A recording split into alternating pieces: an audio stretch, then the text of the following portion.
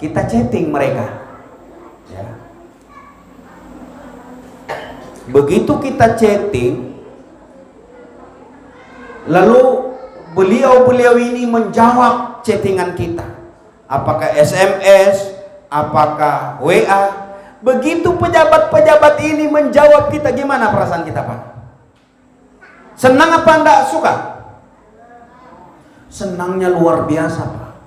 Pejabat membalas SMS kita yang sibuknya luar biasa, tapi begitu kita chatting SMS dia, sesibuk-sibuknya seorang presiden misalnya, ternyata dibalas chattingan kita. Itu senangnya luar biasa kalau kita sudah menerima balasan dari pejabat. Berbeda itu dengan kita hanya melalui pesan lewat orang lain. Maka kaitannya dengan perintah ibadah sholat ini Bapak Ibu, bahwa langsung diperintahkan oleh Allah melalui Nabi-Nya Muhammad SAW untuk menerima yang namanya perintah sholat ini. Nah, pertanyaannya Bapak Ibu, karena tumpeng sudah berada di kita semua, lengkap dengan ketannya, jangan lupa Dek, di syuting ini Dek ya. Arahkan kamera Dedek ke situ. Konsentrasinya mulai buyur-buyur ini Pak ya, kalau sudah ada ayam 1 ekor utuh ini, kayaknya untuk penceramah ini. Sedikit lagi Bapak Ibu ya, kita baru setengah jam lagi ya, sanggup ya. Kita belum masuk ke inti, ini baru proses hijrah. Kita bicara tentang sholat itu sendiri, karena yang diterima oleh Rasulullah ketika dia di Isra Mi'rajkan itu adalah sholat Bapak Ibu. Jadi Rasulullah itu menerima perintah sholat 50 kali dalam sehari semalam. 50 kali Bapak Ibu. Kebayang tidak kalau 50 kali dalam sehari semalam diwajibkan kepada kita, apa yang kira-kira terjadi Bapak Ibu? Begitu kita bangun tidur, Allahu Akbar. Berarti kalau 50 kali dalam sehari semalam, kita hanya 24 jam, berarti setiap setengah jam ya kalau tidak salah, harus kita sholat.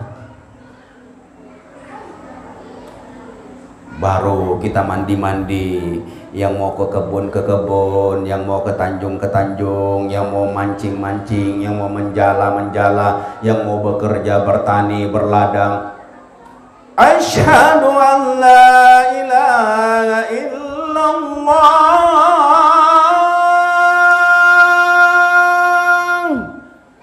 Baru setengah jam, baru kita siap-siap mau sholat lagi kita. Baru kita pasang sabuk, sudah mau turun ke Tanjung beli barang, ya Bu Rasnia ya. Hayya 'alal falah. Nah, kalau kira-kira setiap setengah jam kita diperintahkan untuk sujud dan ruku kepada Allah, gimana keadaan kita Bapak Ibu? Karena perintah yang pertama kali itu ada 50 kali dalam sehari semalam. Nanti setelah Rasulullah turun ke langit 7, ke langit ke-6 bertemu dengan Nabiullah Musa alaihissalam, Nabi Musa itu menyapa Rasulullah. Bro, apa yang kau bawa dari Tuhan? Bahasa kita Bu ya, bukan bahasanya Nabi Musa. Jadi dia sapa itu Nabi, apa yang engkau bawa Rasulullah dari Tuhanmu? Kata Nabi, aku bawa ini oleh perintah sholat 50 kali dalam sehari semalam. Kata Nabi Musa, Mas bro, silakan balik lagi dengan Tuhan. Kau minta dikurangi. Begitukah? Iya, balik lagi dengan Tuhan. Baliklah Rasulullah. Dalam riwayat ada yang mengatakan berbolak-balik sampai dikurangi 5 jadi 45, naik lagi dikurangi jadi 40, naik lagi menjadi 35, terus terakhir 5. Ketika dia bertemu dengan Nabi Musa lagi di langit ke-6, bagaimana bro? Sudah dikurangi? Sudah ini. 5 kali, 5, dan terakhir ini 5 kali dalam sehari semalam. Kata Nabi Musa, kau balik lagi mas bro, balik lagi. Umatku besar-besar tidak akan bisa kalau 5 kali dalam sehari semalam. Kau balik lagi, minta kepada Allah Subhanahu Wa Taala untuk dikurangi. Cerdasnya Rasulullah, kalau sudah dikurangi 5, kalau sisa 5, kalau dikurangi habislah sudah. Apa kata Rasulullah? Sudahlah ya, malu aku dengan Tuhanku. Aku tidak akan bakalan lagi minta dikurangi. Sudah terlalu baik Allah mengurangi. Dari 50, 45, 40, 35, 30, 25, 20, 15, 10, 5. Kalau aku nanti minta kurangi lagi, habis. Ini juga isyarat kepada kita Bapak Ibu. Rasulullah mengajarkan kepada kita, kalau sudah minta kepada orang 1 kali, oke, 2 kali iya, 3 kali tidak apa-apa. Tapi kalau sudah terus menerus minta dengan orang, tahu diri kita. Ya Bu ya? Ini diajarkan sebenarnya. Ada isyarat seperti itu.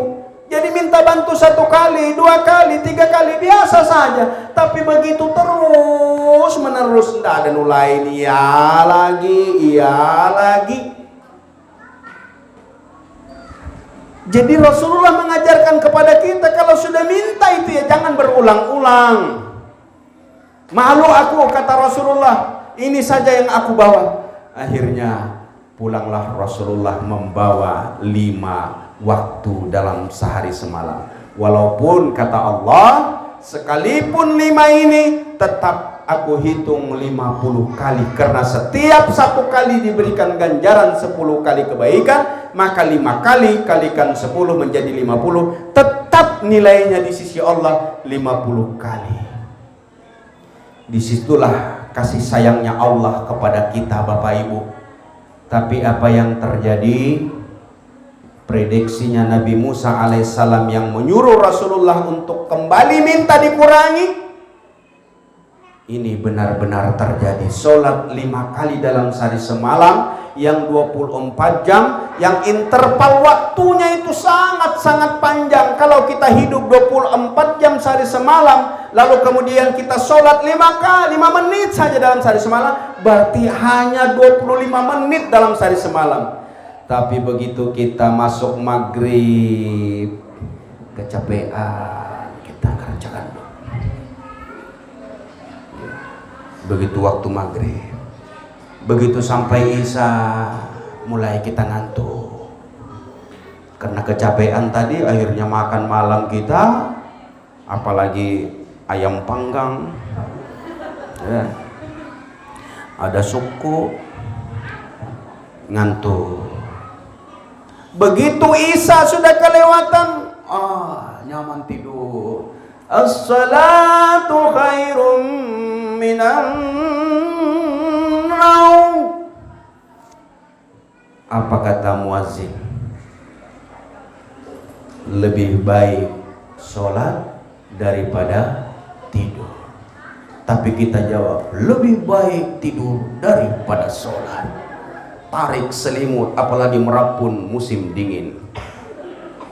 Ya Allah, ya Rabbi.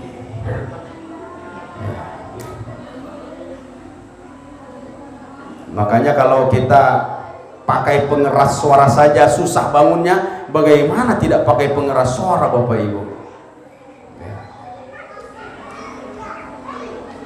Nanti masuk waktu zuhur, waktu asar, kita sibuk dengan kesibukan kita, sehingga hampir 5 kali dalam sehari semalam itu tidak pernah kita sujud dan rukuk kepada Allah Subhanahu wa Ta'ala.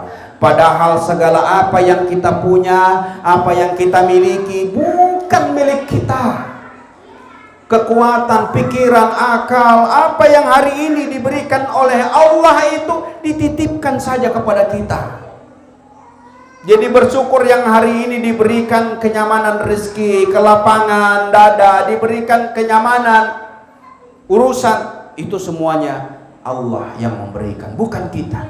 Kita hadir di dalam majelis ini, yakini bukan karena kekuatan kita, bukan karena kealiman kita, bukan karena kesolehan kita, bukan. tapi rahmatnya Allah memilih kita untuk diringankan kaki kita di dalam majelis ini. Banyak saudara-saudara kita yang sehat, banyak saudara-saudara kita yang diberikan waktu, tapi tidak ada peluang untuk berkesempatan hadir sebagaimana kita. Itu rahmat Allah, kebaikan Allah kepada kita. Makanya la haula wala quwata illa billah. Jadi kalau kuatnya kita ibadah, kuatnya kita majelis taklim, kuatnya kita ke pengajian, jangan menganggap itu adalah diri kita, tapi Allah yang memberikan kepada kita. Nah Bapak Ibu, begitu perintah sholat ini diterima 5 kali dalam sehari semalam, maka interval waktunya itu Bapak Ibu, supaya kita tidak sama sekali yang namanya meninggalkan sholat, diatur oleh Allah sedemikian rupa. Interval waktu itu maksudnya jarak waktu maghrib dengan isya sengaja dikumpulkan berdekatan, dikumpulkan oleh Allah yang interval waktu jaraknya itu hanya 1 jam.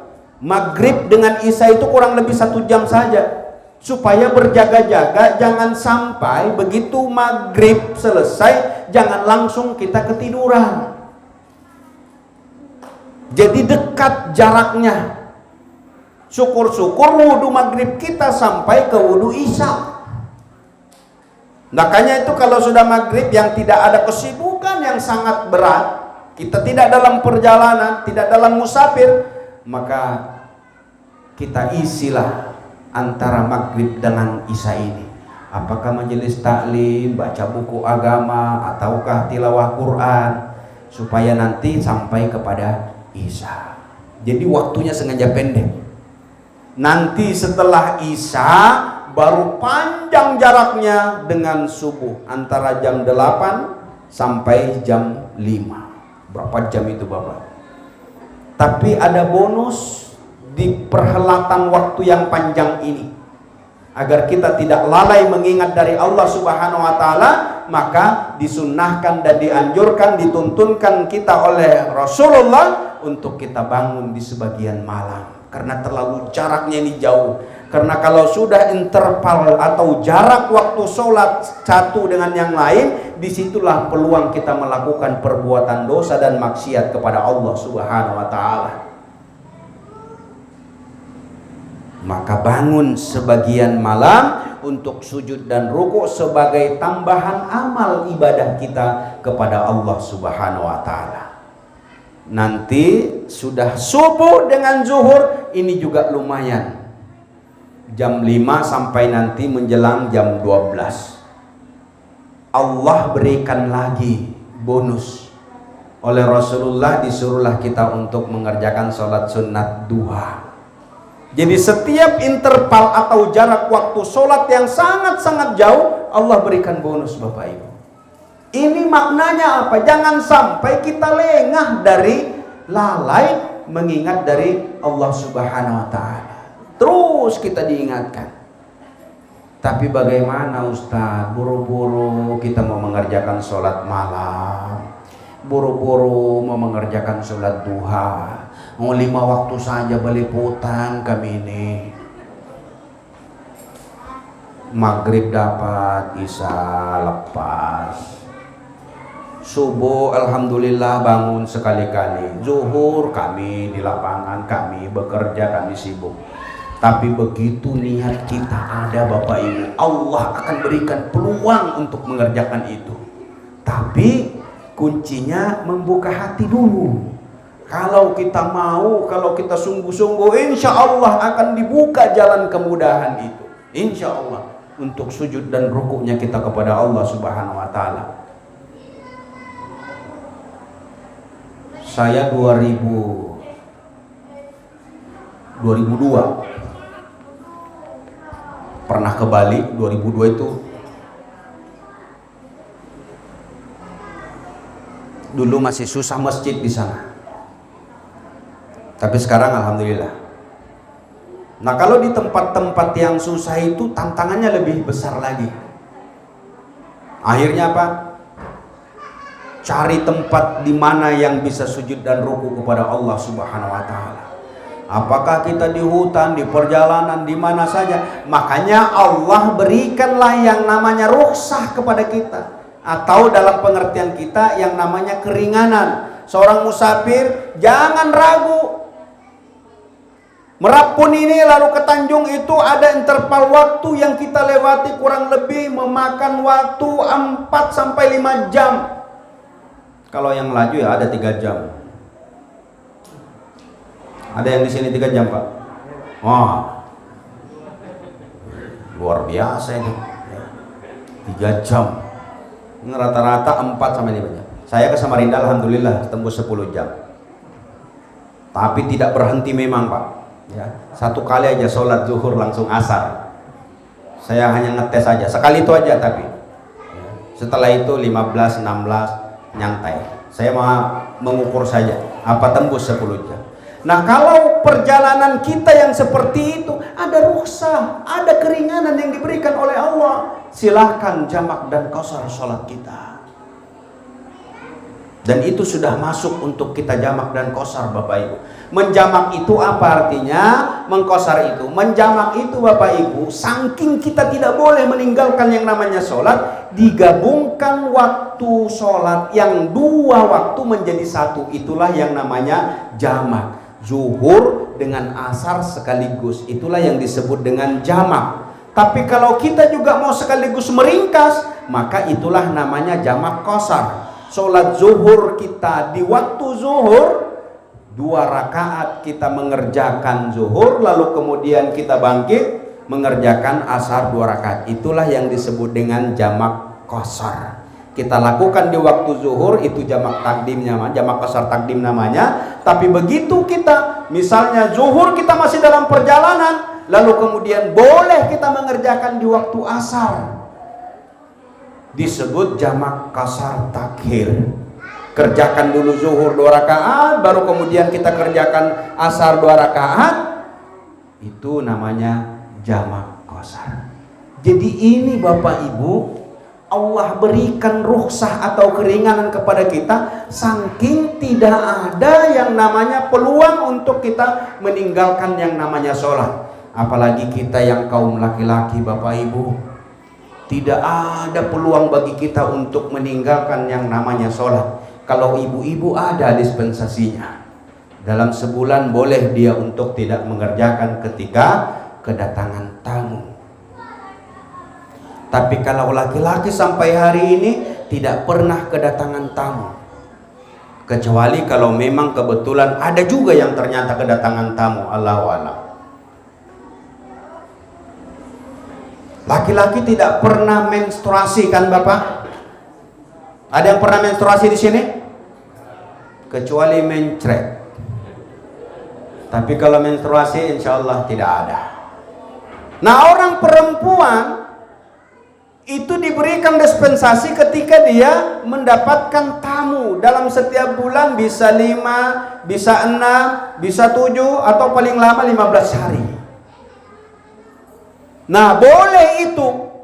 Ada dispensasi untuk meninggalkan. Makanya ketika Rasulullah diperjalankan Isra Mi'raj ini, Rasulullah diperlihatkan yang namanya neraka dan surga. Salah satu yang diperlihatkan oleh Allah di dalam neraka, ternyata golongan kaum perempuan lebih banyak daripada laki-laki.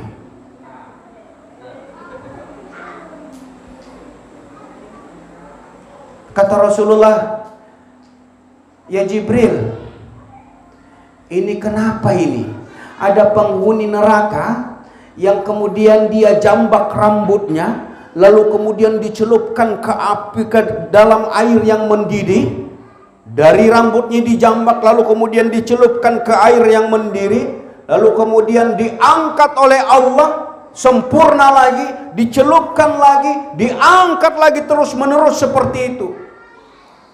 Yang kebayang kepada kita, mendidihnya air yang disiapkan di api neraka itu bukan 100 derajat Celcius, bukan 1000 derajat Celcius, sekian ratusan tahun dipanaskan oleh Allah. Makanya kalau dicelupkan badan kita ini, yang diangkat tinggal kerangka, tapi disempurnakan oleh Allah kembali kerangka itu, dilengkapkan lagi, dicelupkan lagi, begitu terus sampai kapan? Sampai tidak ada batas. disiksa terus-menerus. Rasulullah menanyakan, ini apa ini? Itulah kaummu ya Rasulullah, orang perempuan yang selalu mengumbar aurat, yang tidak mau menutup aurat, disiksa seperti itu, Bapak Ibu. Ada lagi Rasulullah diperlihatkan dalam perjalanan Isra Mi'raj yang ketika lidahnya menjulur lalu kemudian digunting. Setelah digunting kembali lagi utuh lidahnya, digunting lagi, digunting terus. Ya Jibril, ini manusia kenapa pula ini? Kata Rasulullah, ini umatmu yang masa hidupnya sering gibah, sering menggunjing, sering mencaci, sering memaki, sering membicarakan orang lain. Maka stop gibah, stop membicarakan orang lain. Kita kadangkala tidak sadar itu, ternyata itu bagian daripada gibah kita. Tidak bisa melihat orang sedikit hidupnya nyaman, langsung itu panjang kisah kita kan ya. Apalagi kalau sudah pakai gelang kiri kanan terus gantung atas bawah, langsung itu kita lirik-lirik orang. Kadang ndak lagi ngomong, tapi cukup dengan matanya, cukup dengan bibirnya dipiut-piutkan. Kenapa? Dibalas. Itulah cara kita. Tanpa kita sadar itu adalah bagian daripada ghibah. Makanya no ghibah, jangan sampai kita membicarakan. Cepat sadar kalau kita membicarakan orang lain. Kita lebih baik membicarakan aib kita sebagai koreksi agar kita bertobat kepada Allah ketimbang orang lain. Karena memang kalau sudah bicara kekurangan dan aib orang itu mudah memang munculnya. Tapi kalau kita disuruh menulis aibnya kita, tidak tertulis itu. Karena jarang kita menyadari, oh saya pemarah, saya sering bicarakan orang, saya sering macam-macam itu. Susah itu. Tapi kalau orang kita suruh tulis, oh ini nih memang. Langsung panjang itu tulisannya. Nah, Bapak Ibu, gambaran daripada perjalanan Isra Mi'raj yang ditampakkan oleh Allah tidak hanya di neraka, di surga pun seperti itu. Di surga ditampakkan oleh Allah ada orang yang memanen padi, begitu dia panen tumbuh lagi, dia panen tumbuh lagi, dia panen tumbuh lagi. Kata Rasulullah, ini kenapa ini? Orang panen tidak pernah berhenti berbuah. Ternyata kata Jibril, itulah umatmu yang masa hidupnya suka berinfak, suka bersedekah, suka membantu orang lain, suka meringankan kebutuhan orang lain. Diberikan ganjaran oleh Allah Subhanahu wa taala. Nah, Bapak Ibu hadirin majelis yang dimuliakan Allah Subhanahu wa taala, begitu perintah sholat ini diringankan oleh Allah, maka disitulah kesempatan kita untuk melakukannya. Nah, orang perempuan yang menjadi tantangannya kadangkala menjadi lalai itu kalau sudah dapat tamu. Kenapa? Selalu dia mengulur-ngulur waktu.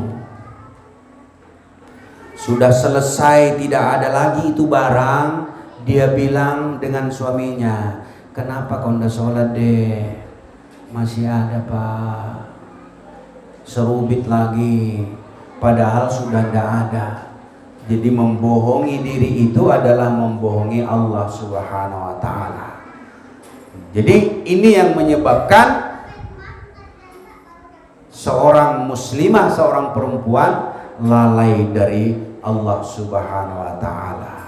Nah, Bapak Ibu hadirin majelis yang dimuliakan Allah Subhanahu wa taala, saking yang namanya sholat tidak bisa ditinggalkan, tidak ada yang tawar menawar, maka kerjakan. Dalam perjalanan kita sebagai musafir diberikan keringanan atau rukhsah, bahkan dalam fikih sholat, dalam peperangan pun dilakukan yang namanya sholat. Satu berjaga, satu melaksanakan sholat. Ada kelompok-kelompok yang mengerjakan sholat, ada kelompok yang berjaga. Ini apa kira-kira? Perang aja disuruh melaksanakan sholat. Saking yang namanya perintah sholat ini menjadi kewajiban yang tidak ada tawar-menawar untuk kita kerjakan.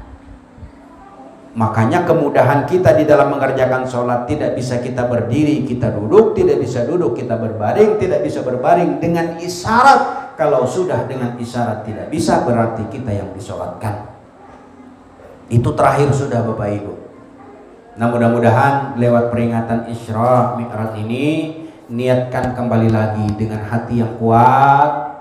Kita sangat sayang kalau setiap tahun kita peringati Isra Mi'raj, tapi sedikit yang akan kita ambil hikmahnya. Hikmah Isra Mi'raj itu tidak lain kita berupaya sekuatnya untuk yang namanya mendirikan ibadah sholat.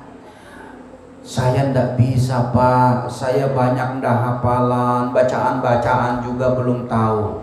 Insya Allah hari ini membuka peluang kita untuk belajar. Banyak hal yang dapat kita lakukan. Ndak bisa lengkap ya, apa yang hari ini kita tahu, yang penting kita mengerjakan terlebih dahulu sambil memperbaiki kualitas ibadah sholat kita. Nah, mudah-mudahan Bapak Ibu, kita termasuk orang-orang yang selalu menegakkan yang namanya ibadah sholat, karena yang namanya ibadah sholat ini pertama kali kita pertanggungjawabkan di hadapan Allah Subhanahu wa taala, pertama kali dihisab kita oleh Allah Subhanahu wa taala. Yang dipertanyakan lebih dahulu bukan amal infak dan sedekah, kemudian kita zakat, haji, bukan, tapi yang dipertanyakan oleh Allah, bagaimana tentang sholatmu. Kalau sholat kita ini sudah baik, insya Allah ibadah-ibadah yang lain baru mendapatkan hisab kemudian. Jadi kalau sholat ini belum bagus, belum sempurna, maka ibadah-ibadah lain ini belum dihisab oleh Allah Subhanahu wa taala. Maka awali dengan niat yang sungguh-sungguh supaya melaksanakan ibadah sholat ini sebagai gambaran perwujudan kita sebagai orang-orang yang beriman. Adapun dalam pelaksanaan ibadah sholat, innas salata wa tanhauna 'anil fahsya'i wal munkar, kata Allah, sesungguhnya salat itu mencegah perbuatan keji dan mungkar. Nah, salah satu keutamaan daripada ibadah salat selain dia nantinya akan kita pertanggungjawabkan dan dipertanyakan yang pertama kali dibanding ibadah-ibadah yang lain, kemudian salat itu juga akan memelihara kita dari perbuatan keji dan mungkar. Berdoa dan munajat kita kepada Allah Subhanahu wa taala, mudah-mudahan kita termasuk orang-orang yang diberikan keringanan hati untuk sujud dan rukuk kepada Allah Subhanahu wa taala, karena sholatnya kita, sujudnya kita mencium bumi yang tempat kaki kita berinjak, tetapi getarnya di langit sana.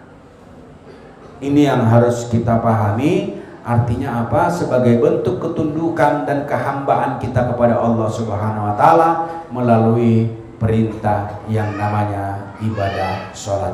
Munajat dan bermohon kita kepada Allah Subhanahu wa taala, mudah-mudahan kita termasuk orang-orang yang diberikan hidayah, diberikan petunjuk. Kuatkan hati kita, kuatkan niat kita agar Allah memberikan hidayah kepada kita. Kita termasuk orang-orang yang mampu dan bisa menegakkan yang namanya ibadah sholat. Makasih Bapak Ibu, demikian mungkin 60 menit yang sudah saya sampaikan dari peringatan Isra Mi'raj kali ini. Langsung doa ya. Mari kita munajat kepada Allah Subhanahu wa taala, konsentrasi, kita berdoa, mudah-mudahan doa kita dijawab oleh Allah Subhanahu wa taala. Anak keturunan kita diberikan hidayah untuk menegakkan yang namanya ibadah sholat. Al-Fatihah. A'udzubillahi minasyaitonirrajim. Bismillahirrahmanirrahim. Alhamdulillahirabbil alamin arrahmanirrahim maliki yaumiddin. Iyyaka na'budu wa iyyaka nasta'in ihdinas siratal mustaqim siratal ladzina an'amta 'alaihim ghairil maghdubi 'alaihim waladdallin. Amin ya Allah, amin. Bismillahirrahmanirrahim. Alhamdulillahi rabbil alamin hamdan ni'amahu yaqifu mazida. Ya Rabbana lakal hamdu kama yanbaghi li sultanika. Allahumma shalli ala sayyidina Muhammad. Allahumma rabbana taqabbal minna salatana wa siyamana wa qiyamana wa raqadana wa sujudana wa tabwadana tamsya Allah ya Allah ya rabbal alamin. Rabbana ighfir lana wa li walidina warhamhuma kama rabbayana shaghira wa li jami'il muslimin wal muslimat wal mu'minina wal mu'minat al ahya'i minhum wal amwat innaka ala kulli syai'in qadir. Ya Allah ya Rabbi ya Tuhan kami bersyukur atas segala nikmat yang telah Engkau limpahkan kepada kami semuanya ya Allah. Ya Allah ampuni ya Allah dosa-dosa kami ya Allah, dosa kedua orang tua kami ya Allah, dosa yang lalu, dosa kini, dosa yang akan datang ya Allah. Ya Allah ya Rabbi kami bertobat kepada Engkau sebenar-benar taubat ya Allah. Berikan hidayah, berikan petunjuk di dalam kami memperingati Isra Mi'raj Nabi Muhammad SAW pada hari ini ya Allah. Ya Allah, ya Rabbi jadikanlah kami hamba-hamba yang istiqomah, hamba-hamba yang mau sujud dan ruku kepadamu ya Allah. Hari ini ya Allah kami yang belum mau mengerjakan perintah ibadah salatmu ya Allah, berikanlah kekuatan hati kami ya Allah untuk membuka hati ini ya Allah. Engkau yang membolak-balikan hati kami ya Allah, tetapkan dan kuatkan hati kami ya Allah untuk sujud dan ruku kepadamu ya Allah, karena kami sadar dan yakin ya Allah inilah perintah yang Engkau akan hisab, perintah yang akan kami tanggungjawabkan di hadapanmu nanti ya Allah. Sehingga ya Allah berikan hidayah, berikan petunjuk, berikan keringan kepada kami ya Allah untuk memakmurkan masjid kami ya Allah, untuk menghiasi bacaan-bacaan Al-Quran di rumah kami ya Allah, untuk mendidik anak-anak kami menjadi soleh dan soleha ya Allah. Ya Allah ya Rabbi, tanpa pertolonganmu ya Allah kami sungguh termasuk orang-orang yang merugi ya Allah. Hingganya ya Allah melalui peringatan Isra Mi'raj kali ini ya Allah berikan hidayah, berikan petunjuk kepada kami ya Allah agar kami mau sujud dan ruku kepadamu ya Allah. Allahumma inna nas'aluka salamatan fid din wa afiatan fil jasad wa ziyatan fil alimi wa barakatan fil rizqi wa taubatan qabla al maut wa rahmatan indal maut wa maghfiratan ba'da maut. Allahumma hawin alaina fi syirqatil maut wa najah indal hisab. Rabbana hab lana min azwajina wa zurriyyati qurrata a'yun waj'alna muttaqina imama. Rabbana atina fid dunya hasanah wa fil akhirati hasanah wa qina azabannar. Subhanaka rabbika rabbil izzati amma yasifun al mursalin walhamdulillahi rabbil alamin. Bapak Ibu sekalian, mohon maaf jika ada perkataan, ucapan yang kurang berkenan. Mohon sekali lagi dimaafkan lahir dan batin, dan terima kasih atas segala perhatian. Wabillahi taufiq wal hidayah. Assalamualaikum warahmatullahi wabarakatuh.